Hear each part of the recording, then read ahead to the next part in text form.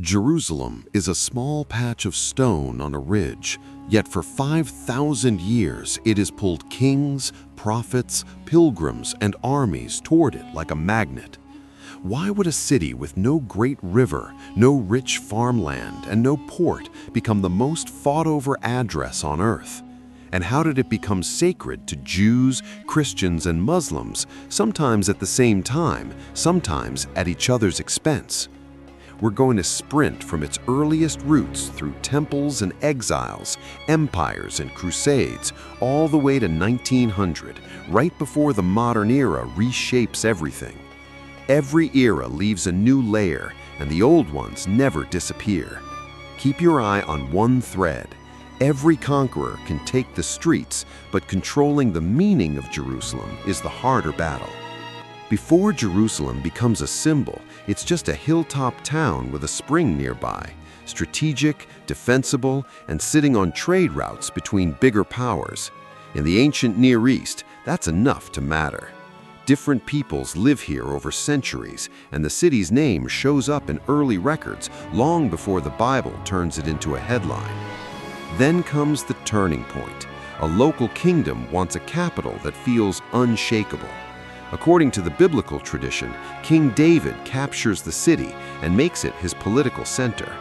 His son Solomon links politics to faith by building a grand temple, one focal point, one God, one place. That move is genius and risky at the same time because it ties the city's fate to an idea, not just walls. From here on, Jerusalem is more than real estate. It becomes a memory machine, a place where identity is stored, performed, and defended.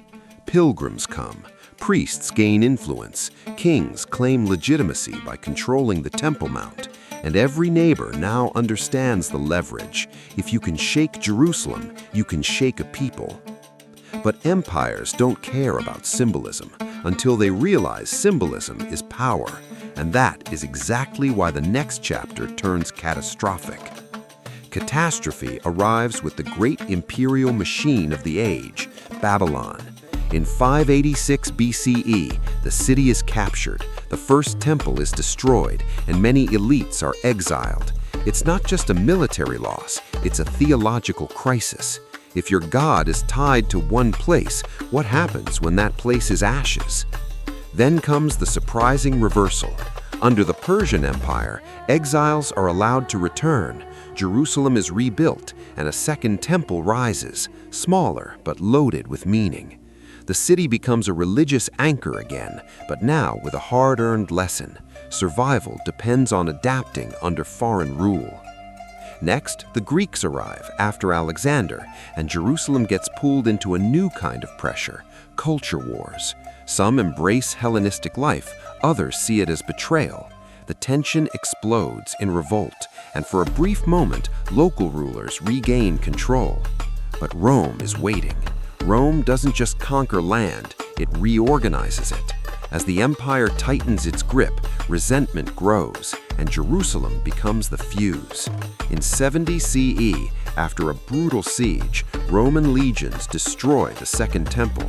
A generation later, another revolt ends with harsher limits and a city remade on Roman terms. Here's the twist. Losing the temple doesn't erase Jerusalem. Rome learns that myths outlive armies. It turns the city into something even more dangerous, an idea that can travel, a holy center in memory, and a promise people will fight to restore. In the Roman world, something unexpected happens. The empire changes religion.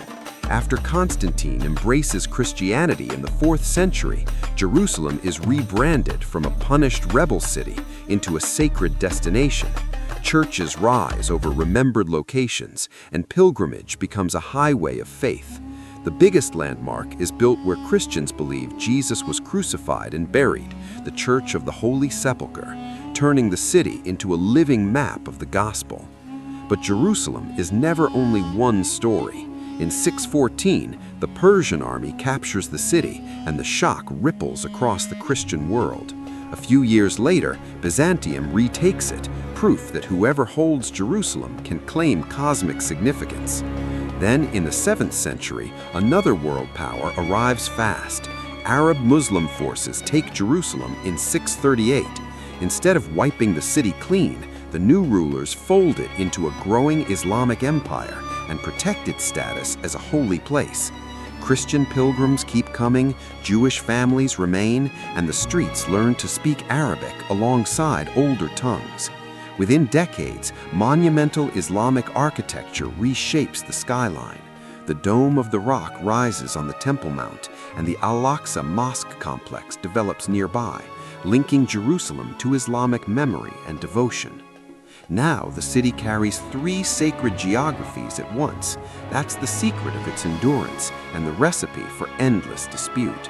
Because when holiness stacks, every new layer feels like a claim on the ones beneath it. The next explosion is medieval Europe. In 1199, Crusader armies break into Jerusalem and seize it for a Latin Christian kingdom. They refashion holy sites, redraw authority, and the takeover is marked by extreme violence that echoes for generations. For the wider region, the message is clear. Jerusalem is now a prize that can summon armies from across continents.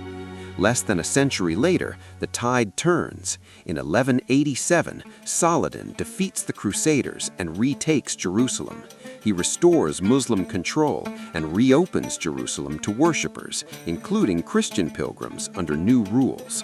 The city shifts again, but it doesn't reset. Every regime inherits the same streets and the same sacred gravity. After the Crusader era fades, the Mamluks rule from the 1200s into the 1500s, strengthening Jerusalem as a religious hub tied to pilgrimage routes. Then, in 1517, the Ottoman Empire takes over and holds on for 4 centuries. Under the Ottomans, Jerusalem is usually quiet, sometimes poor, but steadily populated. Sultan Suleiman rebuilds the city walls in the 1500s, giving the old city much of its modern outline. By the 1800s, the world starts pressing in. European powers push influence, new consulates appear, and pilgrims arrive in larger numbers. Roads improve, printing spreads, neighborhoods grow outside the walls, and different communities expand their institutions. Reforms in the late empire bring new taxes and new paperwork, but also schools and hospitals. Steamships and rail plans shrink distances. Photography and newspapers turn Jerusalem into global news.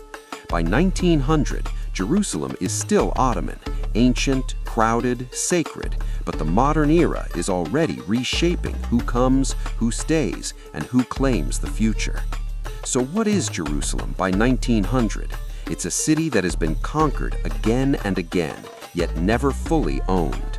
Canaanite hill town, David's capital, temple city, exiled and rebuilt, remade by Rome, reimagined by Byzantium, honored by Islam, stormed by Crusaders, stabilized by Ottomans. Each era tried to define it, and each left behind a layer that the next could not erase. That's why people keep arguing over stones. They're really arguing over stories, and stories decide who belongs.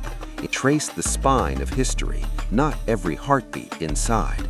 And on the eve of the 20th century, new technologies, new migrations, and new empires are about to collide with those ancient stories.